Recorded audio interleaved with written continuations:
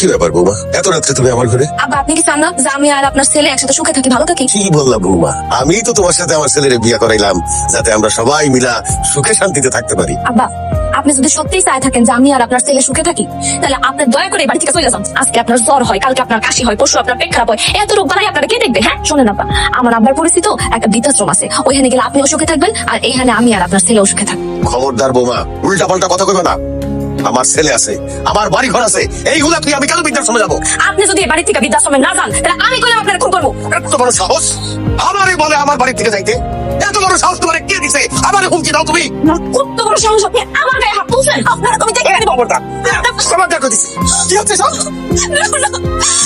তোমার আব্বা আমার সাথে কি করতেছিল? তুমি আরেকটু দেরি করলে আমার সম্পূর্ণ আমার সন্দেশ করে ফেলতো। কি কইতেছো তুমি এসব? কি হয়েছে আমরা খুলে বউ? আব্বা রাতের বেলা না খেয়ে ঘুমাই গেছিল, আমি এসে আব্বারে ভালোভাবে কইলাম যে আব্বা না খেয়ে ঘুমাইবেন, আসেন খাইতে আসেন। সে আমারে একলা তো খারাপ প্রস্তাব দিছে, আমি রাজি হই নাই দিকে আমার সাথে দস্তা দস্তি শুরু করছে। বাবারে, বিশ্বাস কর। একদম চুপ, একটা কথা বলবা না।